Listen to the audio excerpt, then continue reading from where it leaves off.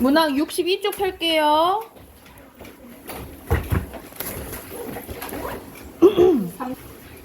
제목이 염상섭의 3대라는 작품입니다. 62쪽입니다. 전체적인 스토리 보고 본문 갈게요. 여기서는 3대, 말 그대로 3대에 걸친 이야기입니다. 그래서 여기서 할아버지인 조이간이 나와요. 조이간이 손자인 덕기, 조덕기겠죠? 일본에서 유학하다가 조이간의 손자인 덕기가 일본에서 유학하다 방학을 맞아 잠시 귀국하게 되는데 다시 돌아갈 준비를 하던 덕기에게 사회주의 운동을 하는 병화가 찾아오게 되고 병화는 술집에 산 여인을 소개합니다. 덕기는 그 여인이 아버지인 상훈, 그러니까 아버지는 조상훈이에요. 이 상훈 때문에 인생을 마친 어린 시절의 친구 경혜임에 알고 깜짝 놀라지만 모르는 척 시간을 보내게 돼요. 증조부 제서로 출발을 미루었던 덕기는 조이간이 대돌이 미끄러져 부상을 당한 일로 하루를 더 미루게 되는데 덕기의 모친은 덕기에게 조이간의 후처 수원집이 수상하다 말하고 덕기는 경의 문제로 아버지와 이제 좀 대립을 하게 돼요. 이 수원집과 최천봉이 재산을 노리고 빼돌릴 생각으로 조이간에게 독을 쓰고 유서를 변조하려 모략을 꾸미게 됩니다. 그래서 조이간은 병세가 점점 악화되고 조이간은 가문의 상징인 사당과 금고의 열쇠를 덕기에게 넘겨줘요. 왜냐하면 자기 아들이 조이간 아들이 바로 아들이 조상훈이고 조상훈의 아들이 조덕기인데 우리 보통 유산을 물려주면 보통 바로 아들한테 물려주잖아, 그치? 근데 여기서는 조이간이랑 조상훈이는 약간 가치관 차이로 많이 대립을 하거든요. 그래서 전체적인 그 전 재산을 누구한테 물려주면 손자인 조덕기에게 물려준 상황이라고 생각을 하면 돼. 그래서 덕기는 금고를 열어 조이간의 재산과 유언장을 확인하게 됩니다. 조이간은 비소 중독의 증세를 보면 결국 죽게 돼요. 조상훈은 명확한 사인 규명을 위해 부검을 주장하지만 어른들의 반대로 무산되고 이후 덕기가 집안의 재산을 관리하게 됩니다. 한편 그 친구인 병화가 비밀주주에 이끌던 장훈과 함께 검거되자 덕기는 병화에게 자금을 지원했던 혐의로 같이 연행을 돼요. 그 사이에, 그러니까 자기 아들이 없어진 사이에 조상우는 금고를 털어 유서를 변조하다가 검거하게 됩니다. 그러니까 자기 아들 거 뺏으려다가 붙잡히게 된 거야. 경찰 조사 과정에서 장훈이 비밀유지에 스스로 목숨을 끊으면서 더 이상 조사가 이루어지지 않자 덕기는 무혐의를 풀려나고 상훈도 훈방이 되는데 덕기는 할아버지의 공백을 느끼며 앞으로 어떻게 살아가야 할지 막연해하면서 끝나게 돼요. 그래서 이렇게 원래 부잣집 대쥐주의 집안이었는데 이 대를 이어갈수록 이제 어려워지는 가문 이야기라고 생각을 하시면 됩니다. 그러면 뒤로 넘겨서 본문 한번 해볼게요. 64쪽입니다. 64쪽, 이거는 이제 조금 길어요. 그래서 장편 소설이면서 세상의 모습을 보여준다 해서 세태소설이라고 보시면 됩니다.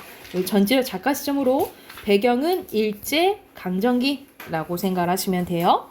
자, 여기서는 이제 조이간이 죽기 전 살아있을 때 일입니다. 돈을 주고 양반을 사! 하고 이것은 상훈이 생각했을 때 일종의 굴욕이었대. 그래서 여기서는 조이간과 조상훈의 갈등이 나와요. 여기서 어떤 상황이냐면 조이간은 약간 보수적인 가치관이야. 그래서 우리 예전에 조선시대 때 생각해보면 집안이 안 좋은 사람들은 족보를 돈으로 산다라는 거 들어봤죠. 그쵸? 그래서 족보를 사고 그리고 이제 우리가 가문에 대해서 이렇게 정리한 거를 족보라 생각하시면 돼요. 그거를 이제 사서 이제 고치는 거지. 그래서 말 그대로 약간 나는 상놈의 원래 집안이었어. 근데 원래 내가 부잣집의 자식이라고 바꾸는 거죠. 그런 족보를 사는 일을 하려고 하는데 조상훈 입장에서는 얘는 근대적인 가치관을 가진 사람이야. 지금 어느 시대인데 이걸 살 필요가 있냐라고 생각하는 거라 생각하시면 돼요. 그래서 조이간으로서 생각하면 이때껏 자기 쓴 돈을 자기 부채 물려진 천냥에서 범용한 것이 아니라 자수로 더 늘린 속에 쓴 거니까 그리 아깝지도 않고, 그러니까 자기는 조이간 입장에서는 내가 내 돈 쓰는데 뭐 어때? 이렇게 생각하는 거야. 선구의 혼령에도 대해서도 떳떳하다고 자긍하는 것이다. 더 잘나면 부조의 추중도 하게 되는 것인데 있는 돈 들여서 양반되기로 난 웃기는 새로 그야말로 이현무모가 아니라 하는 요량이다. 어쨌든 4,000원을 돈 바치고 4,000원은 지금 별로 안 되는 것 같지만 예전에는 가치가 엄청 더 크겠죠. 조상 신주 모시듯이 조씨 대동보실 문패를 모셔다가 크나큰 문전을 달고 조씨 문정 장손 팔아 자기라는 듯이 버티고 족보까지 받게 되니 이번에는 땡땡조씨 중시조인 땡땡다 할아버지 산소가 수백 년에 말이 안 되게 됐으므로 다시 치산을 하고 그 옆에 묘복보다는 큼직한 옛말로 말하면 서원 같은 걸 짓자고 의논이 났다라는 거죠. 그러니까 족보도 바꾸고 최근에 어떤 말이 나왔냐면 조상님 산소가 너무 오래됐으니까 산소를 지금 말로 리모델링 하고 싶은 거야. 그래서 거기에 이제 돈을 쓰려고 하는 거예요. 근데 지금 창훈이더라. 여기서 창훈이는 이제 사촌형이라고 생각하면 돼. 일거리가 없어서 가니까 또 새 판으로 일을 꾸민다고 비꼬는 말이 일을 두고 하는 말이다. 제절 앞에 성물도 남 볼정산합지 않게 일신하여 하였다 하겠고 묘막이니 죄의답이니 또 무엇 다 합하면 한 10,000원 돈이 많이 든다라는 거야. 그래서 반은 저희들이 부담하겠지만 절반은 누가? 조이간에 지금 돈을 내놔야 되는 상황이에요. 양자로 들어가면 재산 상속을 받을 권리도 있지만 없는 양 부모였냐 벌어서 보양할 의무도 지는 것이다. 조씨 문중에 돈 낼 만한 사람이 없고 또 버리지 않았으면 모르거니와 버린 일에 봐야 시종이 여일하게 깡그렇게 할 일이다. 그러나 5,000원은 저희가 분담한대야. 그것은 이영감이에게서 울거내기로 믿기로 한 헛말은 물론이요. 이영감이 내놓은 5,000원을 뜯어먹고 먹으려나고는 안 했으면 다행이나 원체 뜯어먹자는 노릇인 다음에야 더 말할 것도 없는 일. 어쨌든 문놈들이 어떤 뭐 하는 사람들이 드나들면 굽실거리고 노영감, 늙은 영감을 수설대기도 하지만 아무래도 못하겠다는 말이 입에서 안이 나와서 그래서 사람들이 여기서는 기억에 들어갈 거는 억지로 이런 내용이 들어가야 돼. 억지로 추순하면 내년 봄쯤 어떻게 해보자고 아주 밀어나오는 판이다. 내년 봄이래야 음력 설만 세면 석 달이 못 가 산식이다. 이 영감은 제일 신임 있는 창문이 앞세워서 요새로 부쩍 조르고 다니는 것을 어서 급히 착수할 준비를 하여 한식 차례에 잡수케 하고 이눌러 일을 시작하는 것이다.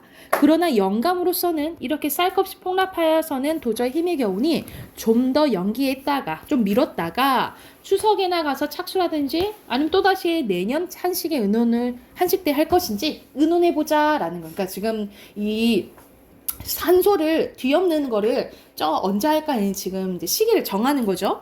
영감도 이렇게 주위 사람들이 밀어서 지산도 한다라고 하긴 하지만 돈을 쓰지만 어수룩한 사람이 아니라는 거야. 어수룩이라니 거의 후반생을 산가지로 주판을 늙은 사람이다. 속으로는 쪼르륵 소리가 나면서 천냥만냥 판으로 돌아다니거나 있는 집 집사랑 구석, 바둑으로 세월을 보내는 조가의 떨거지들이 다른 수단으로 이 영감의 주머니 끈을 풀게 할 도리가 없으니까. 그러니까 돈을 받고 싶은데 얘가 부자잖아. 그럼 주변 사람들이 막 돈 달라고 할 거 아니야. 근데 그냥 달라기에는 어려우니까 앞세우는 거죠. 족보 할 거니까 돈 달라 그러고 뭐 치산할까 하니까 돈 달라 그러고 이런다 이 말이야. 주위 사람들이 족보를 앞장 세우고 삼고 공과하는 바람에 조춤조춤 쓰닥한 것이 3,000년쯤 또는 4,000원쯤 쓰게 됐다라는 거야. 그래서 생각보다 돈을 많이 쓰게 돼서 조영감은 속으로 꽁꽁 앓는 판인데도 땡땡당 할아버지가 앞장을 서서 5,000원의 논례가 나온 것이다. 그러나 5,000원을 부른 사람도 그만큼 불러야 3,000원을 울거내려 하는 것이요. 조이간도 5,000원의 반절은 아무래도 또 털리는 것이라고 생각했다라는 거죠. 그러니까 오로지 이 5,000원의 돈이 산소 고치는데 들어간 게 아니고 사실 그 중간 애들이 떼어먹으려고 아마 크게 부는 거죠. 예를 들어서 여러분들 소풍 가는데 뭐 돈이 필요해. 근데 사실 10,000원만 필요한데 엄마 20,000원만 이렇게 하는 거랑 똑같다 이 말이죠. 중간에서 떼어먹는 거지, 그치? 이런 상황이라 생각하시면 돼요. 그것도 죽을 날이 얄팍하게 가니까 에이 그냥 조시문중에서 자기가 둘째 중시중이나 들인 셈 치고 이 세상에 남겨놓은 기념사업이라 생각해서 그냥 돈이 들어가도 해야지 라고 생각했다 이 말이야. 근데 이거를 누가 못마땅해? 아들인 조상훈이가 못마땅해 하는 거예요. 그 다음 쪽 가볼게. 4,000원 돈이나 드는 줄 모르고 드린 것을 속으로 앓고 또 앞으로 돈 쓸 걱정하는 판에 애를 써 해놓은 일에 대해서도 자식부터라도 그 따위 소리 하는 것이 귀에 들어오니 이래저래 화가 났다라는 거죠. 게다가 원래 못마땅했던 자식이 조상훈을 보고 얘기하는 거야. 또 오늘은 친기라 제사 반대꾼을 보니 이 사람은 제사를 반대하는 사람인 거야. 조상훈이가. 가만히 있어도 무슨 야단인지 날 줄은 누구나 짐작했지만 마침 거리가 좋아서 야단이 호되게 된 것이다. 아니요, 그런 말씀 아닙니다. 아저씨께서 잘못 들으셨나 보이다. 창훈은 속으로는 시원하다고 생각하면서 인사치를 얘기했다라는 거죠. 이 창훈이는 약간 조이간한테 붙어가지고 무엇인가 떨어지길 바라는 이기적인 사람이 생각하시면 돼요. 그래서 겉으로는 조상훈이가 이렇게 천대받는 것을 좋아하는 사람인 거야. 그래서 속으로는 좋아하지만 겉으로는 아이고 상훈이가 그렇게 말한 거 아니에요 하고 말리는 척하는 거예요. 잘못했다니 내가 이롱증이 있단 말인가? 그만두세요. 상훈도 군도 달리 그렇겠습니까? 이 전황 한 통에 끔찍하면 돈이 있으니까 그것을 걱정은 그러시죠. 상훈이는 이렇게 변명해 주었대. 그러나 상훈이로서는 때리는 사람보다 말리는 놈이 더 미웠다라는 거죠. 그러니까 우리가 시어머니보다 말리는 친우이가 더 밉다 하잖아, 그치? 그래서 상훈이는 뭐야 옆에서 하고 이제 창훈이가 조금 꼴보기 싫은 거야. 누가 돈 쓰는 것을 아랑곳하랬나? 누가 저더러 돈을 쓰라니 걱정인가? 내 돈 가지고 내가 쓰는데 아니 아버지께서 하신 일에 돈 쓰신다고 하는 건 아닙니다만은 어쨌든 공연한 일을 만들어내는 사람들이 잘못이다라는 거야. 그러니까 주위에서 돈 뜯어내려고 지금 조이간을 족보하자, 치산하자 막 이렇게 하는 거잖아, 그치? 그래서 주위 사람들이 문제다라고 얘기를 하는 거야. 무에서 공연한 일이란 말이냐? 대동보서를 하더라도 족보 한 길에 50원씩 메었다 하면 그 50원씩 꼭꼭 수봉하면 무엇하자고 3, 4천이 가위로 들겠습니까? 아니 족보 한 길에 50원이라 하는데 계산이 이 정도로 돈이 많이 들지 않는데 이게 왜 불가피하게 아니 이렇게 불필요하게 돈이 많이 드냐라고 얘기를 하는 거야. 3, 4천은 누가 3, 4천을 썼다던 3, 4천을 썼잖아. 근데 자기 아들한테 자존심에 그렇게 돈 안 썼거든? 이렇게 얘기를 하는 거예요. 영감은 아들의 말이 옳다고는 생각해. 실상 그 3, 4천이란 돈이 족보 박는 데에 직접 들어간 것이 아니라 땡땡조씨로 무한 지회계통을 이어서 일문일족에 끼려 한즉 군식구가 늘면 양반의 진구에 물거질까봐 반대하는 축들이 있으니까 그 입을 씻기 위해 쓴 거다라는 거죠. 그러니까 말 그대로 지금 얘네는 안 좋은 집안인데 좋은 집안으로 들어가야 되잖아, 그치? 그러면 이 좋은 집안을 좋아하겠어? 안 좋아할 거 아니야. 그래서 그 양반들에게 돈을 약간 입막음으로 주었기 때문에 돈이 많이 들었다라고 보는 거예요. 그렇기 때문에 마치 남봉자식이 남봉핀 돈의 액수를 줄이듯이 이 영감도 실상 1,000원 썼다고 하는 것이다. 중간에 협잡해는 이런 약점을 누리고 울거 쓰는 거지만 이 영감으로서는 성한돈 가지고 이런 병신구실하기엔 처음이래. 그냥 얼마를 쓰셨던지요. 그런 돈을 좀 유리하게 쓰셨으면 좋겠습니다. 제하자 유구모니의 시대는 지났다 하더라도 노친 앞이라 많은 공소나 있으나 속은 달랐대. 우리가 겉과 속이 다른 것을 뭐라고 하냐면 한자성어 표리부동이라고 해요. 겉과 속이 다른 것을 뭐라 한다고? 표리부동이라고 한다는 거야. 어떻게 유리하게 쓰란 말이냐? 너같이 5, 6천을 학교에 디밀고 제 손으로 가르친 남의 딸 자식 유인하는 것을 유리하게 쓰는 말이냐? 하면서 여기서는 뭘 얘기하는 거냐면 하도 이제 아들이 자기를 몰아치니까 이 상훈이의 약점을 얘기하는 거예요. 상훈이의 약점이 뭐냐면 남의 딸 자식이 유인했다는 소리는 다른 이제 남의 딸 자식 약간 나이 어린 여자랑 뭔가 썸씽이 있었어요. 조상훈이가. 그래서 그걸 이제 언급을 하는 거예요. 그래서 넌 그런 여자 만났냐? 뭐 이런 식으로 이제 얘기를 하는 거야. 그러니까 지금 얘기하는 거랑 상관없는 얘기를 하잖아, 조이간이. 그래서 상훈이는 어이가 없어서 얼굴이 빨개졌대요. 자, 한쪽 더 볼게요. 그래서 뭐라 하냐면 아버지께서 너무 심한 말씀을 하십니다만은 어쨌든 세상에 좀 할 일이 많습니까? 교육 사업도 있고 도서관 사업도 있고 그리고 조선어 사전 편찬하는데 하면서 자 조상훈이는 여러 데에 돈을 썼으면 좋겠다라고 하는 거야. 그래서 조상훈이는 약간 근대적인 가치관을 가지고 있어요. 상훈이는 조심도 하려니와 길을 누기어서 차근차근히 이왕지사 말이 나왔으니 할 말 다 하겠다는 듯이 말을 이어나가려니까 또 벼락을 내린다. 듣기 싫다. 내가 누가 너에게 그딴 설교를 듣자든 어서 가거라 하면서 하여간 말씀입니다. 지난 일은 어쨌든 지금 이 판에 벌어진 치산이란 당한 일입니까? 치산만 한 데도 모르겠습니다만 서원 짓고 유생을 몰아도 놓으시렵니까? 돈이거니와 지금 시대에 마땅합니까? 라고 얘기를 하는 거죠. 상훈이는 아까보다 좀 더 어깨를 높여서 반대를 했다. 잔소리 마라. 그럼 나가라고 하니까 점점 더 하고 싶구나. 내가 뭘 하든 네가 무슨 상관이야 말이냐. 내가 죽으면 동전 한 잎이라도 너를 남겨줄 테니 걱정이란 말이냐. 너네 이유 아무리 굶어 죽나 해도 막무가내라. 너는 없는 생 칠 테니까 너희들도 다 두어라. 내 재산이 얼마 있는 게 아니다마는 반은 덕기 줄 거고 그 나머지로는 내가 쓰고 싶은데 쓰다 남으면 공평히 나눠주고 갈 거다. 공증인을 세우든 변호사를 불러대든 하든 뒤를 깡그레 놓을 테니까 너는 이제는 남된 셈 쳐라. 내가 죽으면 머리를 풀 테냐 그슬 입을 테냐 하면서 영감은 사실 땅 문서도 차츰 덕기의 명의로 바꿔놓아간 판이요. 왜냐면 말 그대로 조상훈이랑 자기 친아들이랑은 바로 아들이랑은 사이가 안 좋으니까 뭐 물려줄 유산을 마련해 놓지 않은 거예요. 반은 자기가 쓰다가 남겨서 수원집과 막내딸 명의로 물려줄 생각이다. 만일 15년 더 사는 동안 아들 하나를 더 본다면 욕심도 과하지, 그치? 물론 그 아들을 위하여 반은 또 물려줄 요량도 하고 있다라는 거죠. 이때까지 술에 취하면 주정으로 이런 말을 하는 거 듣기도 했지만 오늘은 친기라 하여 술 한잔 안 자진 이 영감이 맑은 정신으로 여러 젊은이들 앞에서 떠들어 놓은 것은 이번이 처음이라는 거야. 그래야 이 방종은 고사하고 이 집안 속에서 자기의 편을 들어줄 사람이라고는 하나 없구나 라는 생각을 하며 상훈이는 새삼스럽게 고독을 느끼며 모든 사람이 야속했다라는 거죠. 그래서 여기서 이제 상훈의 심리가 나오는 거지, 그치? 여러분 잘 봐. A는 영감의 심리가 나오는 거예요. 그쵸? 여기는 누구 심리 나오는 거야?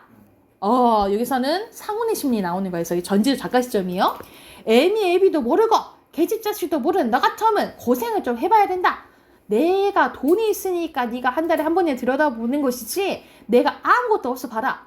돌아다 보기는커녕 고려정이나 좋게 지낸 놈이 아니냐. 어디서 가거라 이 자식. 조성을 꺼놨다가 자식은 조가가 아니다 하고 막 덤벼들었더니 막 사람들이 말랐대. 상훈이 어서 나가게 흥분이 돼서 그러니까 하면서 상훈이는 창피했고 안방으로 들어갈 수도 없고 아랫방에 덕깃돌이 아이들이 모였을 그리 갈 수도 없었는데 하는 수 없이 모자를 집어쓰고 축대로 내려오니까 자기 아들인 덕기가 아랫방에 서둘러 내려왔다라는 거죠. 그래서 여기서는 말 그대로 조의관과 조상훈의 외적 갈등이 나타나는 부분이라고 생각을 하시면 돼요.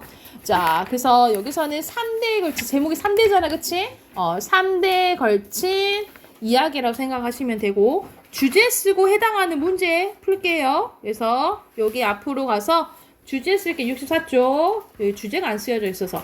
주제는요, 일제강점기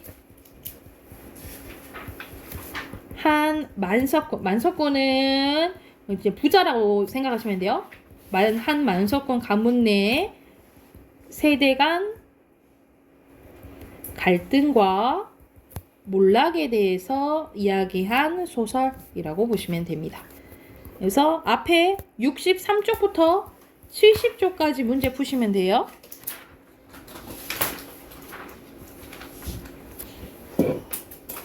일제강점기 한 만석군 가문 내 세대 갈등과 몰락입니다.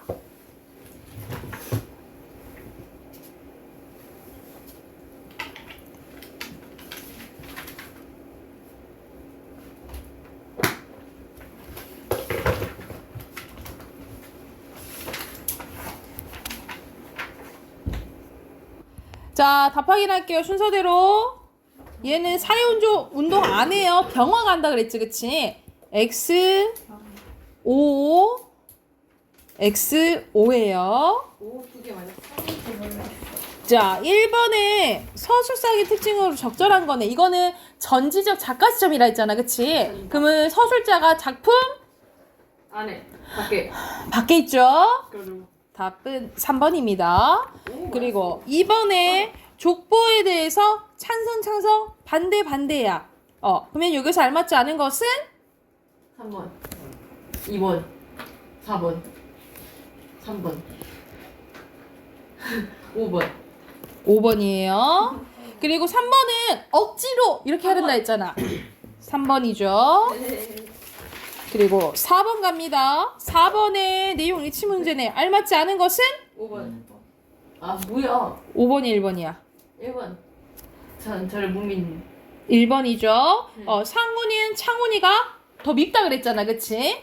그리고 5번에 적절하지 않은 거 5번 3번 2번 저는 3번 또 오늘 눈빛이 달라. 눈빛이 다르네요. 다른 거 느껴졌지. 몇 번? 서연이 몇 번이냐? 전교 1등한테 물어봐요. 그다음에 대답을. 야 정근이 때뭐 했어? 3번 했어요 3번. 3번이요? 영감은 이들에 대한 아들의 의견에 내심 동조하는 마음도 들었을 것이다. 마크. 4번. 4번이죠. 이거 그리고 이건 2번. 선생님 얘기해줬지? 그리고 7번에 일치하지 않는 거 2번. 에? 아니다. 아 옳은 거 고르는 줄 알고 2번 고르는. 잘 빠져나간다. 5번. 5번이에요. 중재하는 건 아니야. 8번에는 너무 딱 보이죠? 3대죠? 4번. 9번에 쌤 이거는 얘기해줬어. A는 영감의 심리가 나타나고 B는 상훈의 속마음이 나타난다 했어요. 3번. 알맞지 않은 것은? 아니 내가 다 얘기해줬는데 아 소리도 동일한 거에? 심리가 다 나온다고요. 3번 아니에요? 서술자는 전지적 아니. 작가 시자죠. 시점이잖아. 3번이어가지고 다른 줄 알았죠. 아니 서술자는 3인칭으로 똑같다고요. 5번이죠. 심리 다 나온다고. 아니다. 자 빈칸. 조이가는 옛날 사람이야. 그래서 보수적 또는 뭐 봉건적 쓰시면 되고요. 상우는 근대적. 창호는 욕심 이기적인 사람이라 했죠. 속물적. 그러니까 돈만 바라는 거야. 그리고 가문, 가치관, 재산 또는 돈 쓰시면 돼요. 그래서 3대 사이에 일어나는 사건. 갈등을 통해 다양한 가치관이 혼재하여 변하던 당시의 시대. 사회의 모습을 보여준다. 그래서 세태소설이라고 했어요. 세태소설. 세상의 모습을 보여준다고요. 자, 비문학 꺼내세요. 64쪽입니다. 네. 64쪽부터 7, 8 푸시면 되겠죠? 71쪽까지 푸시면 됩니다. 글씨체 이쁘게 생겼네. 수면의 법칙 같은 건 여기 많이 되고 수면도 괜찮아요. 뭐의 법칙이요? 크지 누구? 같이 가볼게요. 여기서는 수요의 가격 탄력성에 대해서 나오는데 여러분 수요의 법칙에 따르면 어떤 상품의 가격 변화에 따라서 그 상품의 수요량이 변화합니다. 수요의 가격 탄력성은 가격이 변화할 때 수요량의 변하는 정도를 나타내는 지표인데요. 그래서 만약 가격 변화에 따른 수요량의 변화 민감하면 뭐라 한대? 탄력적이라고 하고 민감하지 않으면 비탄력적이라고 한대요. 수요의 가격 탄력성에 영향을 주는 대표적인 요인 세 가지가 있는데 첫 번째, 대체재 존재 여부래. 어떤 상품에 밀접한 대체재가 있으면 소비자들은 그 상품의 대신에 대체재를 사용할 수 있으므로 그 상품 수요의 가격 탄력성은 뭐라고 본다는 거야? 탄력적이다 라고 보는 거야. 예를 들어 버터는 마가린이라는 밀접한 대체재가 있기 때문에 버터 가격이 오르면 버터의 수량은 크게 감소하므로 버터 수요 가격 탄력성은 탄력적이다 라고 보는 거예요. 대체재가 있으면. 반면에 달걀은 마땅한 대체재가 없죠. 그치? 그래서 달걀 수요의 가격 탄력성은 비탄력적이다 라고 보는 거예요. 둘째는 필요성의 정도입니다. 필수재 수요의 가격 탄력성은 대체로 비탄력적인 반면에 사치재 수요의 가격 탄력성은 대체로 탄력적인데 예를 들어 필수재인 휴재 가격이 오르면 아껴 쓰긴 하겠지만 급격하게 줄어들지 않아요. 왜냐면 우린 휴재 계속 써야 되잖아. 그치? 그러나 사치재인 보석의 가격이 상승하면 그 수요량이 감소하게 됩니다. 셋째, 소득에서 지출이 차지하는 비중입니다. 해당 상품을 구매하기 위해 지출이 소득에서 차지하는 비중이 높을수록 가격 탄력성이 커지는데요. 소득에서 차지하는 비중이 큰 상품의 가격 인상되면 개인의 소비 생활에 지장을 초래할 수 있으므로 그만큼 가격 변화에 민감하게 반응한다라는 거야. 그래서 여기서는 수요의 가격 탄력성을 계산하는 거네요. 어떻게 나누냐면 수요량의 변화율을 가격의 변화율로 나눈 값이라는 거야. 그래서 계산하는 방법이 나와요. 예시로 아이스크림 가격이 10% 인상되었어. 아이스크림 수요량이 20% 감소했다 칩시다. 그러면 수요량의 변화율이 가격 변화율 2배이죠. 그러면 가격 탄력성이 뭔 거야? 1분의 2가 되니까 2가 되겠지. 그치? 자, 일반적으로 수요의 가격 탄력성이 1보다 크면 탄력적이라 보고 그리고 1보다 작으면 비탄력적이라 보고 이 수요의 가격 탄력성 1이면 단위 탄력적이라고 한대요. 그러면 여기서 만약 2면은 탄력적이라 보는 거지. 그치? 수요의 가격 탄력성은 총 수입에 영향을 미치는데요. 총 수입은 상품 판매자의 판매 수입이며 동시에 상품에 대한 소비자의 지출액인데 이는 상품의 가격의 거래량을 곱한 수치로 산출할 수 있다. 계산할 수 있다 이 말이야. 일반적으로 수요의 가격 탄력성이 비탄력적인 경우에 가격이 상승하면 총 수입도 증가하겠지만 수요의 가격 탄력성이 탄력적인 경우 가격이 상승하면 총 수입은 뭐 하게 된대? 감소하게 된대. 예를 들어서 500원에서 600원으로 20% 상승할 때 수요량이 100개에서 90개로 감소했다 치자. 그러면 여기서는 가격 탄력성은 어때요? 비탄력적이죠. 왜? 수치가 얼마나 나와? 0. 뭐예요? 계산해봐. 저 계산 잘 못해요. 수요의 가격 탄력성. 말하고 봤어요. 2분의 1 그- 아니에요? 2분의 1이니까 0.5잖아. 그치? 그러니까 비탄력적이다 이 말이야. 이때 총 수입은 상품의 가격의 거래량을 곱한 수치이므로 가격 인상 전에 5만 원에서 인상 후에 5만 4천 원으로 4천 원 증가하게 된다라는 거죠. 그래서 이런 수요의 가격 탄력성을 파악하는 것이 판매자에게 중요하다 이 말이에요. 왜냐면 이익과 직결되는 문제니까. 그러면 1번 가보자. 여기서 나와 있지 않는 거 선생님 다 나와 있는 것 같은데 할 거야. 몇 번일까요? 제가 맞춰야 돼요? 몇 번? 4번 4번 땡. 요인 있어. 이거 두 번째 아니었어요? 아, 첫 번째 아니었어요? 그치? 뭐야? 네? 답은 5번인데 선생님 수요의 가격 탄력성에 영향을 준 요인도 세 가지 나왔잖아요. 그치? 근데 이것들과의 관계는 안 나왔지. 그쵸? 아니, 자, 2번의 순서대로 비탄력적이야, 탄력적이야? 비탄력. 비탄력. 그리고 자동차를 뭐로 인식해? 사치제. 그래서 사치제는 비탄력성. 탄력적. 2번이죠. 그리고 3번에 알맞지 않은 거 아까 전에 쌤이 산출은 계산하는 거라고 했어요. 요거의 뜻은 출자입니다. 5번이에요. 뒤로 넘겨서 빈칸 채웁시다. 첫 번째 가격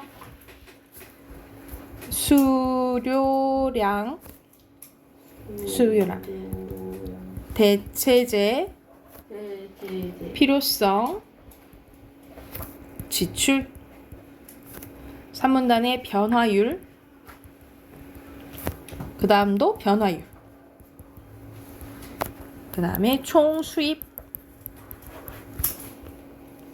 밑에 왼쪽에 가격 오른쪽에 증가 감소 판매자입니다. 됐나요? 네. 오른쪽에 어휘 가볼게요. 순서대로 디귿, 리을, 니은, 기억. 증가, 수요량, 감소, 요인, 만들었어. 필수제. 자, 두 번째 거 이어서 가볼게요. 두 번째 거는 여러분이 이제 돈을 벌기 시작하면 돈을 차곡차곡 모아야 될 거 아니에요. 그쵸? 돈을 이제 모으는 방법을 알려면 이 금리를 이해해야 됩니다. 금리. 자, 금리는 여러분 이자율이라고 생각하시면 돼요. 같은 말로. 그래서 이자 금액을 원금으로 나눈 비율을 이자율이라고 하는데 우리가 은행에 돈을 내가 맡길 때도 이자율을 보셔야 되고요. 내가 돈을 빌릴 때도 이자율을 보셔야 돼요.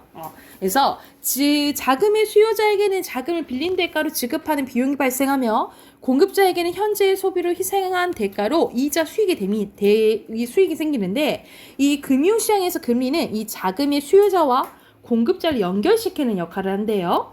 이 금리는 두 가지로 구별할 수 있는데 명목금리와 실질금리로 구분한데 이 명목금리는 금융 전체적 자산의 액면 금액에 대한 금리이며 실질금리는 물가 상승률을 감안한 금리로 명목금리에서 뭘 빼면? 물가 상승률을 빼면 알 수가 있대. 여기를 보면 여러분 1번 문제 풀 수 있어. 1번 문제 실질금리는 뭐라고? 명목금리에서 물가상승률 뺀 거라 했잖아. 그치? 2번이에요. 다시 본문 가면 물가상승률이 높아지면 돈의 실제 가치인 실질금리는 낮아지고 물가상승률이 낮아지면 실질금리는 높아지는데요. 예를 들어 1년 만기 정기예금을 명목금리가 6%인데 1년 사이에 물가가 7% 올랐다면 실질금리는 마이너스 1%로 말 그대로 손해본 거라 생각하시면 되겠죠. 그리고 명목금리보다도 일정 기간 실현된 실제 이자 수익률을 실효 수익률이라고 하는데 이걸 따져봐야 되는데 실효 수익률은 이자의 방식에 따라 달라집니다. 예를 들어서 보통 1년 만기 연리 6%는 돈을 12개월 동안 은행에 예치할 경우 6%, 그러니까 말 그대로 아까 전에 얘기했잖아. 100만 원을 맡기면 이 100만 원에 대한 6%의 이자가 붙는다는 거야. 그러니까 말 그대로 6만 원을 얻을 수 있다는 소리죠. 그런데 정기예금은 목돈이 100만 원을 납입하고 1년 뒤에 이자로 6만 원을 받지만 매월 일정액을 납입하는 적금은 계산법이 다르다 이 말이야. 정기적금은 첫 달에 불입한 10만 원을 만기까지 12개월분에 6% 이자가 붙지만 두 번째 달에 납입한 10만 원 있죠. 이거는 11개월의 이자 5.5%만 받는다라는 거야. 그러니까는 6%잖아. 이것만 생각하면 안 된다는 거지. 그 나중에 넣은 돈은 더 적은 이자율이 붙는다 이 말이에요. 그래서 돈의 예치 기간이 줄면 이자도 줄어서 실효 수익률이 사실상 몇 %밖에 안 된다는 거야. 3.9밖에 안 된다라는 거야. 이런 이자의 계산 방식은 대출금리도 유사합니다. 그래서 1년 뒤에 원금을 한꺼번에 갚는다면 대출금리가 연 6%의 경우 6만 원을 이자로 내면 되고 하지만 원금을 12개월로 나누어 갚으면 줄어든 원금만큼 매월 이자도 적어진다라는 거죠. 그래서 여러분 우리가 대출을 잘 생각해. 대출을 예를 들어서 내가 나는 돈을 한 번에 나중에 다 갚을 거야. 이거를 먼저 선택을 하거나 아니면은 중간중간에 난 이자랑 원금이랑 같이 갚을 거야. 이것도 있고 아니면 나는 우선 이자만 갚을 거야. 이런 것도 있다라고 생각을 하시면 돼요. 사실 나도 대출을 안 해봐서 잘 모르긴 하지만 전 대출 안 해볼게. 그니까 나도 안 해봤다고 그러긴 하지만 곧 이제 해야 되지 않을까 싶어. 왜 결혼해요? 아니 뭐 이제 집을 마련하려면 대출을 해야 되지 않겠어요? 그쵸? 집 없어요? 나 집 없죠. 왜요? 집이 없어요. 다 집이 있진 않아요. 왜요? 응? 부모님이랑 같이 사세요? 네. 아, 그래서 또 예금이나 적금의 기간이 길어서 이자를 여러 번 받는다면 매번 지급된 이자가 원금이 돼서 이자가 붙는 복리인지 원금에 대한 이자 붙는 단리인지도 받아야 됩니다. 근데 요즘에는 복리는 잘 없어요. 거의 단리라고 생각하시면 돼요. 여기 이자는 금융소득이어서 뭐도 내야 되냐면 소득세 14%와 주민세 1.4%를 내야 돼요. 그러니까 사실상 예를 들어서 6%면 6만 원 받아야 되잖아. 근데 6만 원에서 몇 퍼센트를 떼야 돼? 15.4%를 떼고 내 수중에 들어오는 거예요. 그래서 6만 원이라고 생각하면 안 되겠지. 뭐야? 그래서 결국 돈을 어떻게 쓰고 모으고 굴리고 빌릴지 선택 상황에서 정확한 이자를 해야 손해를 보지 않습니다. 그래서 현재의 소비를 늦추고 미래를 계획하는 사람이 있다면 자신의 자산을 안전하게 형성할 필요가 있어요. 그래서 여러분 선생님도 가끔 보거든. 그 네이버에 치면 이자 계산기라고 치면 이자를 이제 계산해 주는 게 나와요. 그래서 예금, 적금. 그래서 내가 1년에 뭐 얼마 모을 거야 하면은 이제 그리고 그 맨날 금리는 달라지거든요. 그래서 요즘에는 막 금리가 별로 안 좋아가지고 지금 한 많이 나와야지 3%막 이러거든요. 그래서 내가 어느 정도 이자를 받을 수 있는지 이제 계산하는 게 있어. 그래서 나중에 여러분이 지금은 여러분이 적금을 넣을 돈이 없잖아. 거의 용돈을 받아서 바로 지금 요즘에 다 쓰잖아. 근데 나중에 여러분이 이제 성인이 되면 이제 이제 알바하면 버는 돈들이 생길 거고, 이제 돈을 모으려면 적금을 넣는다 하면은 이제 이자율이 높은 거 이제 찾아서 대출 안 하면 해보시면 되겠죠. 아니 뭔가 뭐 대출하래? 적금을 하라고. 적금을 하라고. 뭔데요? 매달 돈 모으는 거. 그래서 2번 가보자. 여기서 보면은 목돈이 내가 없어. 그러면 차근차근 모아야겠지. 달마다 모아야겠지. 그게 적금인 거야. 예금은 내가 목돈이 있어. 내가 100만 원 있으면 그냥 한꺼번에 맡기는 거야. 그래서 여기서 답은 5번입니다. 바뀌었어요. 둘이 설명이. 그리고 3번에 바꿀 수 없는 것은 2번인데, 용이하다는 사용이 약간 쉽다 이런 뜻이에요. 그래서 다르다랑 의미가 완전히 말 그대로 다르죠. 다른데. 자, 70쪽 갈게요. 핑카. 원금, 액면 금액, 냉면. 액면 금액, 냉면이요? 액면 금액. 그리고 물가 상승률. 이 날씨에 냉면 먹으면 무슨 기분일까? 실효, 수익률, 그리고 금리. 금리에 대한 정확한 이해와 계산이 필요한 이유는 마지막 줄 참고하시면 돼요. 어디냐면 현재의 소비와 미래의 소비를 결정하는 중요한 기준이기 때문이다. 뭐 이렇게 쓰시면 되겠죠.